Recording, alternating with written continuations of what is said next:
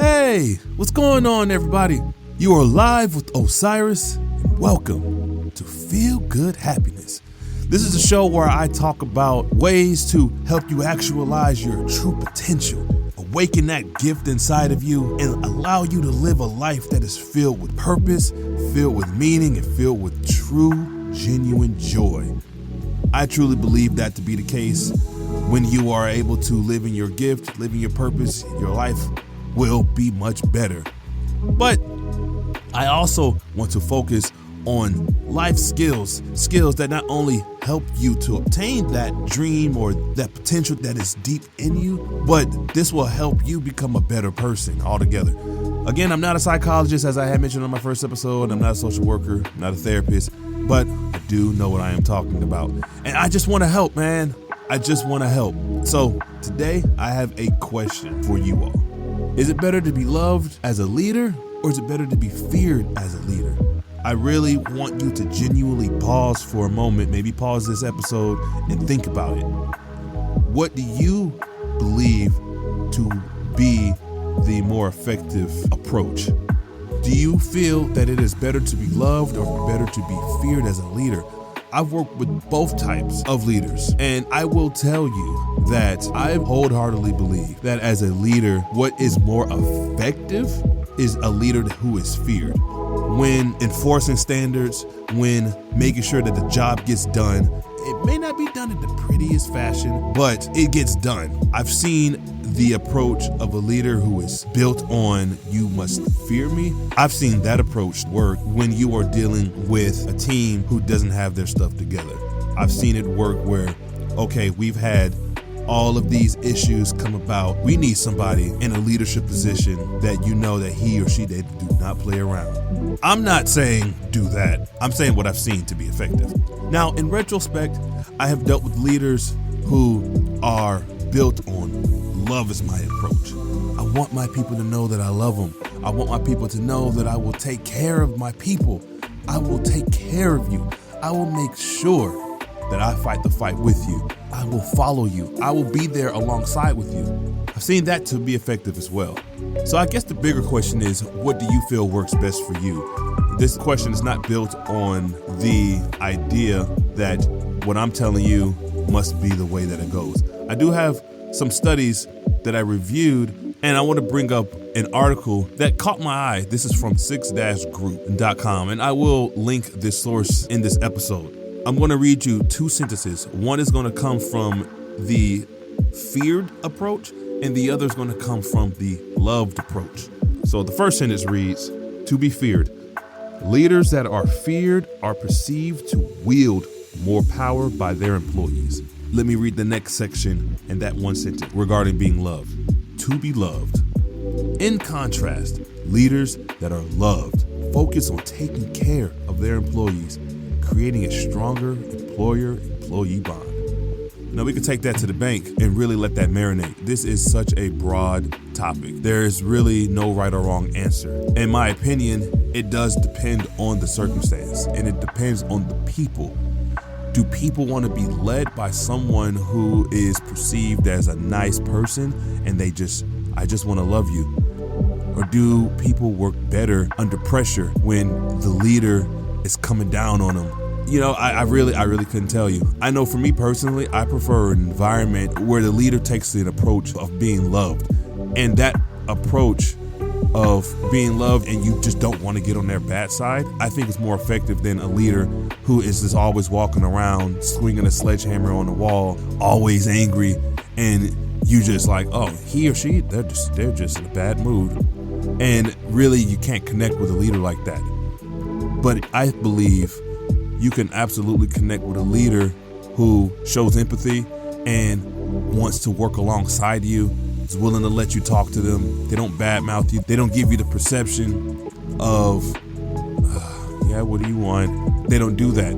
They don't talk about you in a way that you feel good, and then 20 minutes later, your leadership gets called, and now you're getting talked to about something that you didn't have any idea it was an issue until it became one, but it wasn't perceived that way when it happened. That's the type of approach that I've seen with people in leadership roles who want to create an environment where they must fear me. They get placed into these roles where they have a great opportunity to truly make a difference. People are already dealing with a lot. They are truly dealing with a great deal of issues. And then here you come, Mr. or Mrs. Leader, deciding to just ruin the day. Not everyone has a strong mind or is strong-willed. Not everyone is like that.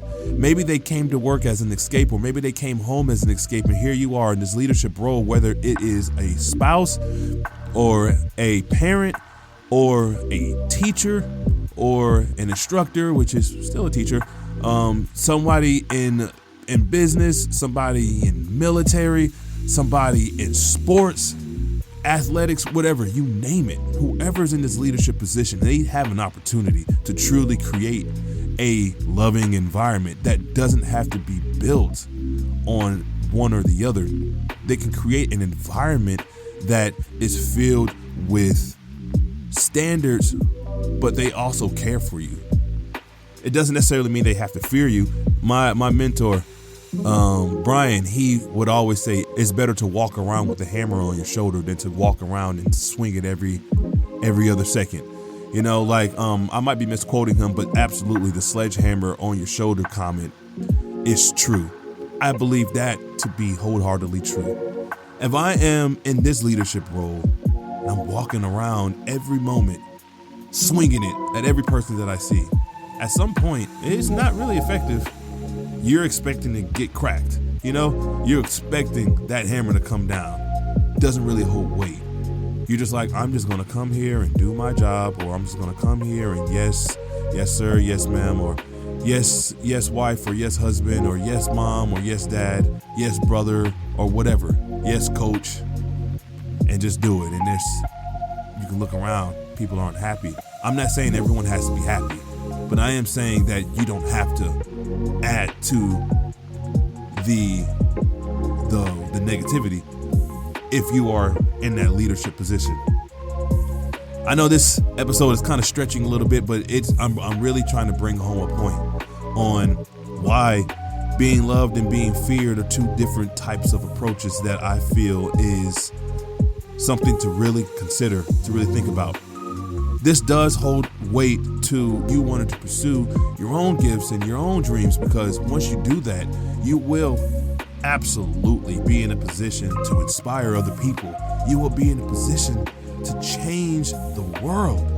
You will be in a position to make such a powerful impact on people that knowing the difference or understanding the difference in value of being loved versus being feared, it will matter. I'm going to go ahead and wrap this up, and I want to end it on this note. Understand who you are as a person. Understand what your values are and your morals are. And ask yourself, when you digest what your own morals are and you look to the person in that leadership position, do they match your morals? Do you feel indifferent when they say certain things? He or she says certain things. Do you feel like you could do it better? Do you feel like it would be worse if you were in that position? How do you want to help the situation become better? Do not go to a situation where you are complaining without a solution.